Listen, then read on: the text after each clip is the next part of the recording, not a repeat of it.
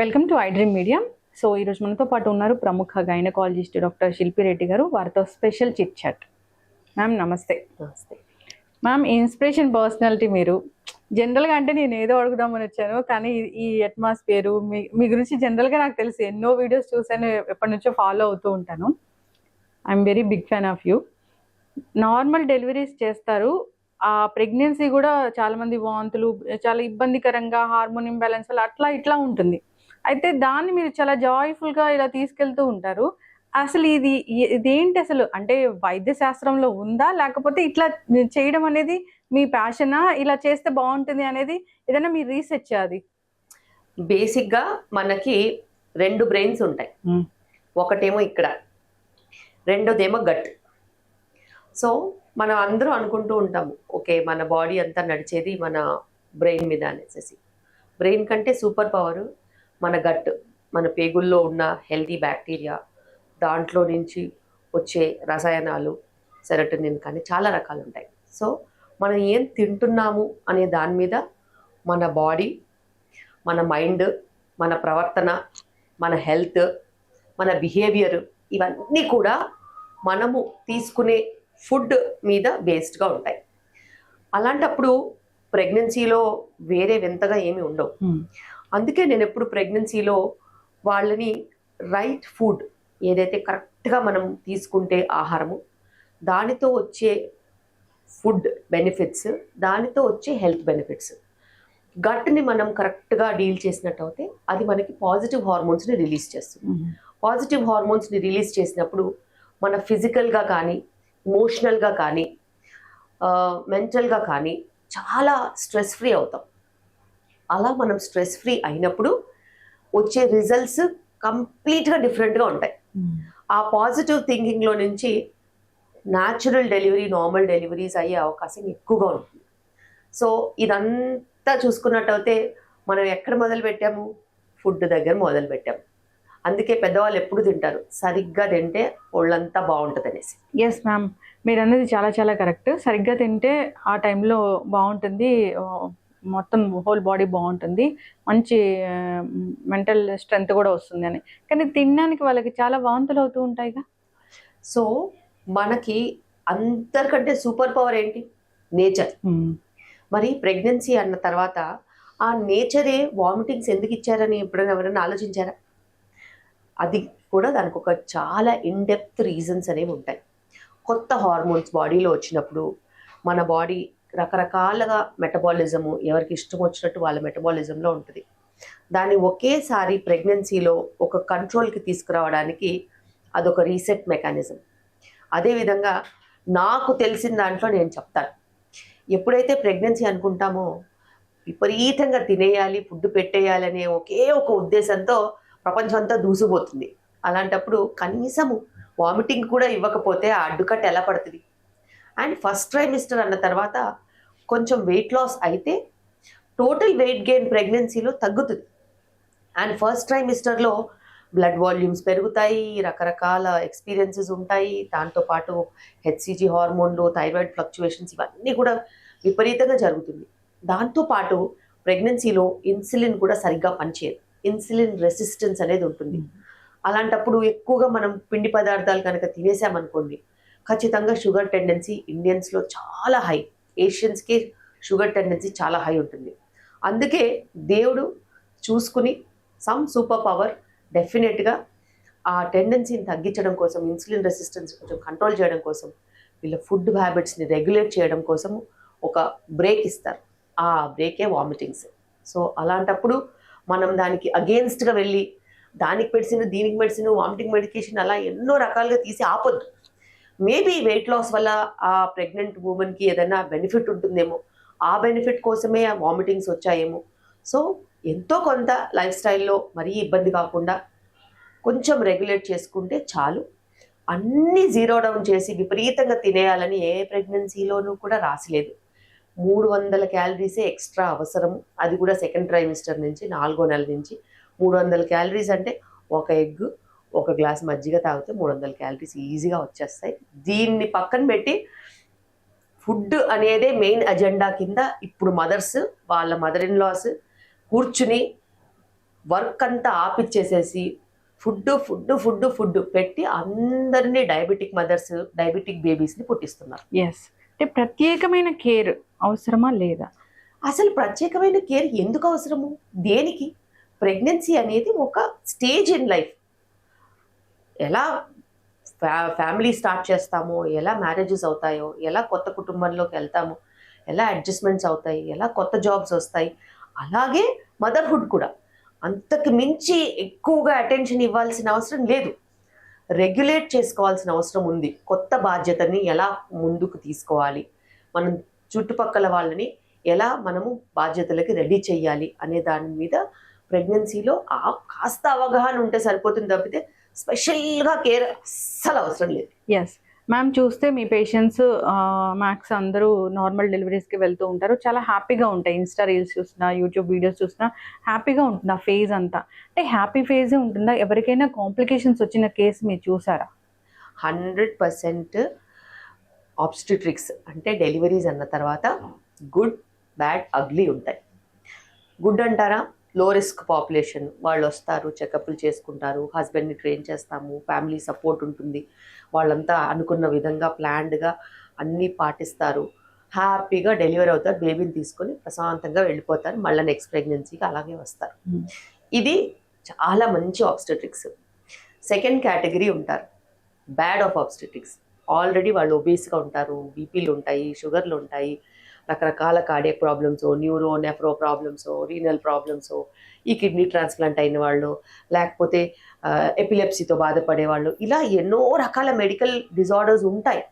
ఆ డిజార్డర్స్తో బాధపడేవాళ్ళు, స్థూలకాయ సమస్యలు ఉన్నవాళ్ళు, లేకపోతే ఇంతకుముందు మిస్క్యారేజెస్ అయిన వాళ్ళు, IVF pregnancies, infertility pregnancies, twins, ఎనీమియాను, చాలా పెద్ద క్యాటలాగే ఉంది అందులో. సో అలాంటి వాళ్ళకు కూడా బ్యాడ్ ఆఫ్ ఆబ్స్టెట్రిక్స్ అంటాం. వాళ్ళ జర్నీ అంత హ్యాపీగా ఉంటుంది. ఎందుకంటే రోజు ఏదో ఒక కొత్త ఫైండింగ్, బ్లడ్ తక్కువ ఉండడము, ఎక్కువ ఉండడము, వెయిట్ పెరగడము, పెరగకపోవడము, స్కాన్ మంచిగా ఉండడం, లేకపోవడము, జెనెటిక్ ప్రాబ్లమ్స్ ఉండడము, లేకపోవడము, ఇలా కొంచెం టర్బులెంట్గా ఉంటుంది. అయితే వాళ్ళ రిస్క్ ఫ్యాక్టర్స్తో వాళ్ళు ఎంటర్ అయ్యారు కాబట్టి ప్రెగ్నెన్సీ, ఆ ఒడిదుడుకులు వాళ్ళకు ఉంటాయని వాళ్ళకు ముందే తెలుసు, ముందే చెప్తాం. అందుకే స్థూలకాయ సమస్యలతో బాధపడే వాళ్ళు, షుగర్ బీపీలతో బాధపడే వాళ్ళు ముందే కంట్రోల్ చేసుకుని ప్రెగ్నెన్సీ ప్లాన్ చేసుకోమని చెప్తాం. ఎందుకు చెప్తాము? ఎందుకంటే ఆ బ్యాడ్ ఆబ్స్టెట్రిక్ ఫేజ్లో నుంచి వెళ్ళేటప్పుడు వాళ్ళు నిలదొక్కుకోగలగాలి. సో అలా నిలదొక్కునే ప్రక్రియలో వాళ్ళకి అంత ఓహో అన్నట్టు ప్రెగ్నెన్సీ ఉండదు. కానీ వాళ్ళ ఫైండింగ్స్ వాళ్ళకి అర్థమవుతూ ఉంటే వాళ్ళు దానికి అనుగుణంగా మలుచుకుని వెళ్ళిపోతే వాళ్ళ జర్నీస్ కూడా అంతో ఇంతో బాగుంటాయి. 100% మంచిగా ఉంటాయని చెప్పలేము, బట్ ఒక 60-70% వరకు వాళ్ళ జర్నీస్ కొంచెం టర్బులెంట్గా ఉన్నా కూడా అవుట్కమ్స్ మనం మేనేజ్ చేయొచ్చు. ఎందుకంటే మాది హై రిస్క్ సెంటర్ కాబట్టి ఇక్కడ అదే పనిగా హై రిస్క్ వర్క్ జరుగుతూ ఉంటుంది. కాబట్టి జర్నీ ఎలా ఉన్నా, యాంగ్షియస్గా ఉన్నా, యాంగ్జైటీ ఉన్నా, రిపోర్ట్స్ ఎలా ఉన్నా కూడా వాళ్ళ అవుట్కమ్స్ మంచిగా ఇచ్చేలాగా డెఫినెట్గా ట్రై చేస్తాం. ఇంకొకటి అగ్లీ ఆఫ్ ఆబ్స్టెట్రిక్స్ అని, వాళ్ళ దాంట్లో ఏంటంటే అంత మంచిగా ఉంటుంది, లాస్ట్లో ఏదో ఒక ట్విస్ట్ ఉంటుంది. అంటే బేబీ క్రై రాకపోవడము, లేకపోతే మదర్కి బ్లీడింగ్ అవ్వడము, డెలివరీ అయిన తర్వాత బ్లడ్ లాస్ అవ్వడము, ఇవన్నీ అగ్లీ ఆఫ్ ఆబ్స్టెట్రిక్స్. అవి ఈ ఆబ్స్టెట్రిక్స్లోనే ఉంటుంది. ఈ డెలివరీ అనే ప్రక్రియనే మరో జన్మ అని ఎందుకు చెప్తాము? ఇంకో జన్మ తల్లికి అని అంటే అందులో ఏదైనా ఎప్పుడైనా జరగచ్చు. ఎంత మంచి జర్నీ ఉన్నా కూడా సడన్గా ఓవర్ బ్లీడింగ్ అయ్యే ఛాన్సెస్ ఉంటాయి. ఎంత మంచిగా హార్ట్ బీట్ మానిటర్ చేసినా కూడా సడన్గా హార్ట్ బీట్ లేకుండా కూడా బేబీ వచ్చే అవకాశాలు ఉంటాయి. అవి కోట్లలో ఒకరికో, లక్షల్లో ఒకరికో, వేలల్లో ఒకరికో ఉన్నా కూడా అది అగ్లీ ఆఫ్ ఆబ్స్టెట్రిక్స్. ఆబ్స్టెట్రిక్స్ అంటేనే ఆ రిస్క్ అనేది ఉంటుంది. మదర్కి కూడా ఉంటుంది లైఫ్ రిస్క్, బేబీకి కూడా లైఫ్ రిస్క్ ఉంటుంది. ఛాన్సెస్ చాలా తక్కువ, కానీ ఎవరికి ఉంటుంది అనేది మనం చెప్పలేం. అయితే వాళ్ళ ఎఫర్ట్ని బట్టి, వాళ్ళ గ్రహస్థితి బట్టి, వాళ్ళ ఆలోచన స్థితి బట్టి, వాళ్ళ కోఆపరేషన్ ఇన్ డెలివరీని బట్టి వాళ్ళకి ఇలాంటి చిన్న చిన్న ప్రాబ్లమ్స్ ఎదురవుతూ ఉంటాయి. అయితే నేను ఎప్పుడు చెప్తూ ఉంటాను, డెలివరీకి వచ్చినప్పుడు పాజిటివ్ పీపుల్నే తీసుకొని రావాలి. ఎందుకంటే లాస్ట్ వీక్ కూడా ఒక పిచ్చి పేషెంట్ ఎంత మంచి చేయాలనుకున్నా కూడా ఆ పేషెంట్ చుట్టుపక్కల వాళ్ళు ఉంటారు కదా, ఇదెందుకు అవ్వట్లేదు, అదెందుకు అవ్వట్లేదు, ఇదెందుకు అవ్వట్లేదు, వాళ్ళకి ఇలా అయింది, వీళ్ళకి అలా అయిందంటే ఆ పేషెంట్ నాకెందుకు అలా జరగలేదు అనే ఆలోచనలో రకరకాల కంప్లైంట్స్, కాసేపు ఆయాసం ఉంటుంది, హార్ట్ చెక్ చేస్తే నార్మల్ ఉంటుంది, కాసేపు హెడేక్ అంటది, ఎంఆర్ఐ చేస్తే నార్మల్ ఉంటుంది. సో పక్కన వాళ్ళ ఇన్ఫ్లుయెన్స్ ని బట్టి విపరీతంగా స్ట్రెస్ చేస్తే ఒక మదర్ ఎలా ఉంటుంది చెప్పండి? ఎంత యాంగ్జైటీ ఇచ్చేస్తారంటే చుట్టుపక్కల వాళ్ళు, ఆఖరికి అబ్రప్షో అంటాం, ఎప్పుడో గానీ చూడం మరి, అలాంటివి కూడా జరిగిపోతాయి వీళ్ళ పడే స్ట్రెస్ కి. సో స్ట్రెస్ఫుల్ పీపుల్ ని చుట్టుపక్కల పెట్టుకుంటే ఏ మంచి జరగదు. ఖచ్చితంగా. సో అలాంటప్పుడే ఈ అగ్లీ అండ్ ఆబ్స్టెటిక్ సిచ్యువేషన్స్ వస్తాయి. మేము ఎదురు చూడని సిచ్యువేషన్స్ మా కళ్ళ ముందు నిలబడతాయి. ఎస్ మ్యామ్, నార్మల్ డెలివరీ వీళ్ళకి లేదు, సి సెక్షన్ వీళ్ళకి అట్లా కేటగిరీ ఉంటుందా? ఎప్పుడు కూడా ఈ డెలివరీస్కి వచ్చేసరికి ఫలానా వాళ్ళు నార్మల్ అవుతారు, ఫలానా వాళ్ళు డెలివరీ సెక్షన్ అవుతారని ఎప్పుడు చెప్పలేము. అయితే కొన్ని కండిషన్స్లో మాయ కంప్లీట్గా కింద ఉంది, ఆమె ఖచ్చితంగా సిజేరియనే అవుతుంది, ఇది మటు ఖచ్చితంగా చెప్పగలుగుతాం. అలా సగటున కొన్ని కండిషన్స్ ఉంటాయి, మిగతావన్నీ ఇన్స్టిట్యూషన్ని బట్టి ఉంటాయి. ఫర్ ఎగ్జాంపుల్ చెప్తున్నాను, ట్విన్స్ అనుకోండి, ట్రైన్డ్ ట్విన్ డెలివరీ చేయలేని వాళ్ళు, వీబ్యాక్ డెలివరీస్ చేయలేని వాళ్ళు, బ్రీచ్ డెలివరీస్ చేయలేని వాళ్ళు ఉంటే వాళ్ళు సెక్షన్స్కి పెట్టుకుంటారు, ముందే చెప్పేస్తారు. కానీ నేను ట్విన్స్ అయినా నార్మల్ చేస్తాను, వీబ్యాక్స్ చేస్తాను, ఇంతకుముందు సిజేరియన్ అయినా నార్మల్ చేస్తాము, బ్రీచ్ డెలివరీస్ కూడా చేస్తాం కాబట్టి మాకు ఆ ప్రాబ్లం కూడా ఉండదు. సో ఇట్లా నా దగ్గరకు వచ్చేవాళ్ళు ప్రతి ఒక్కరికి నార్మల్ డెలివరీ అయ్యే అవకాశమే ఉంటుంది. సెక్షన్ అవ్వాల్సిన పరిస్థితి వస్తే వాళ్ళకి ఆల్రెడీ తెలుస్తుంది ఆ విషయం, లేకపోతే ఎమర్జెన్సీస్లో ఏదన్నా ఉంటే తప్పితే, లేకపోతే యూజువల్గా నార్మల్ డెలివరీస్కి ట్రై చేయాల్సిన పరిస్థితి ఇప్పుడు ఉంది. ఫస్ట్ నుంచి ఫాలో అప్ అవ్వకుండా ఓన్లీ డెలివరీ కోసమే మీ దగ్గరికి రావచ్చా? ఖచ్చితంగా అలా చాలా మంది వస్తారు. అంటే ఒకవేళ మేము సగటున ఒక 100 డెలివరీస్ చేసామనుకోండి, నెలకి ఒక్క 10 నుంచి 15 మంది జస్ట్ అదే రోజు వస్తారు. ఎందుకంటే వాళ్ళ డాక్టర్ సిజేరియన్ చెప్పిందనో, లేకపోతే లాస్ట్ మూమెంట్లో మాకు సిజేరియన్ చేస్తానని చెప్పారనో, లేకపోతే ఉమ్మనీరు పడిపోయినట్టు వెళ్తే వాళ్ళు ఆపరేషన్ చెప్పేశారనో, ట్విన్స్కి ఆపరేషన్ చెప్పారనో, బ్రీచ్ డెలివరీ ఉంది చేస్తారనో, నాకు వీబ్యాక్ కావాలని వస్తారు. వచ్చినప్పుడు అందులో 80% వాళ్ళకి నార్మల్ చేసే అవకాశం కూడా ఉంటుంది, అండ్ వాళ్ళకి రిజల్ట్స్ కూడా బాగుంటాయి. ఎందుకంటే వాళ్ళ సంకల్పమే వాళ్ళని గెలిపిస్తుంది. ఎప్పుడైనా కానీ ఒక ప్రెగ్నెంట్ మదర్కి చాలా డిటర్మినేషన్ ఉంటుంది, తనకి కావాలి అని అనుకుంటే అది కావాలంతే. అలా మనము ఎంకరేజ్ చేస్తే మనం అనుకునేది కూడా జరుగుతుంది, వాళ్ళు అనుకునేది కూడా జరుగుతుంది. ఎస్, నార్మల్ డెలివరీలో కాంప్లికేషన్స్ ఉండవు, సో సి సెక్షన్లో మాత్రమే తర్వాత కాంప్లికేషన్స్ వస్తాయి అంటారు, వాస్తవం ఎంత? అబ్సల్యూట్లీ అది తప్పు. డెలివరీ అనేది ఒక కాంప్లికేషన్ అని అనుకోవాలి మనం బేసిక్గా. అది నార్మల్ డెలివరీలో అయినా కాంప్లికేషన్స్ ఉండొచ్చు, సిజేరియన్లో అయినా కాంప్లికేషన్స్ ఉండొచ్చు. అయితే నార్మల్ డెలివరీలో కాంప్లికేషన్స్ అయ్యే అవకాశము సగటున 100 మందికి ఒకరికో ఇద్దరికో అయితే, సిజేరియన్లో కాంప్లికేషన్స్ అయ్యే అవకాశాలు 5 నుంచి 10 మందికి. సో నంబర్ ఎక్కువ, బ్లడ్ లాస్ ఎక్కువ, బ్లడ్ లాస్తో పాటు రికవరీ టైం ఎక్కువ, చాలా రకాల సూచర్ మెటీరియల్స్ వాడాల్సిన అవసరం ఉంటుంది, బ్యాక్ టు నార్మల్గా అవ్వడానికి టైం పడుతుంది, బేబీని కేర్ చేసుకోవడానికి టైం పడుతుంది. సో ఇలా ఎన్నో రకాల డిసడ్వాంటేజెస్ ఉన్నప్పటికీను సిజేరియన్కి యూజువల్గా హ్యూమన్ సెంటిమెంట్, అది వాళ్ళని ఆ సెంటిమెంట్ మీద ప్లే చేస్తారు. పెయిన్ అనే ఫ్యాక్టర్ మీద చాలా చాలా ఈ ప్లేయింగ్ అనేది జరుగుతుంది. పెయిన్ అనేది డెలివరీలో లేనప్పుడు ఎవ్వరూ ఆపరేషన్ చేయించుకోరు. మీరు చూడండి, ఎవ్వరు అసలు అడగరు. ఆ పెయిన్ అనే ఫ్యాక్టర్ మీదనే మళ్ళీ మళ్ళీ మళ్ళీ మళ్ళీ ప్రెగ్నెంట్ ఉమెన్ని దెబ్బతీసి వాళ్ళ బ్రెయిన్ అంతా పాడు చేసి, అందులో ఒక మాతృత్వం అనేది ఉంది, అందులో ఒక మంచి అనుభూతి అనేది ఉంది, అదే మదర్హుడ్కి బేసిస్. ఎందుకంటే సిజేరియన్ తర్వాత కూడా పెయిన్ ఉంటుంది, వారాలు ఉంటుంది, నెలలు ఉంటుంది. కానీ దాన్ని పక్కన పెట్టి ఓన్లీ లేబర్ పెయిన్నే హైలైట్ చేసి చాలా మూర్ఖంగా మనసులని మొత్తం చెలించేస్తారు. సో అది సమాజం ఎందుకు చేస్తుందో తెలియదు, ఆ దారి అసలు ఎందుకు పట్టారో కూడా అర్థం కావట్లేదు. అప్పటికి ఇప్పటికీ మారలేదా మ్యామ్?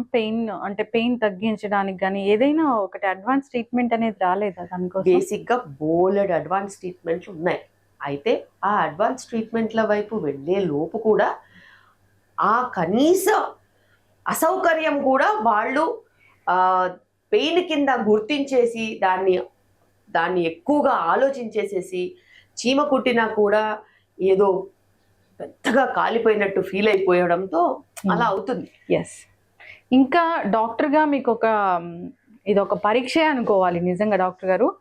ఈ టైం ఈ ముహూర్తం బాగుంది, ఇప్పుడు సిజేరియన్ చేయండి, అట్లాంటి పేషెంట్స్ కూడా వస్తూ ఉంటారు. ఏమనిపిస్తుంటుంది అలా వచ్చే వాళ్ళకి? ఒకవేళ మెసేజ్ ఇవ్వాలంటే ఏమి ఇస్తారు డాక్టర్ గారు? నేనైతే మూఢనమ్మకాలకి పరాకాష్ఠగా ఉంటారు అందరూ. ఎందుకంటే చైల్డ్ బర్త్, ఒక బిడ్డ పుట్టిందంటే చాలా మందికి చాలా పర్సనల్గా ఫీలింగ్స్ ఉంటాయి. ఎందుకంటే ఆ బిడ్డకి ఏమీ జరగద్దు, ఆ బిడ్డ మంచి ముహూర్తంలో, మంచి టైంలో, మంచి క్షణంలో కూడా పుట్టాలనే ఉద్దేశంతో ఉంటారు.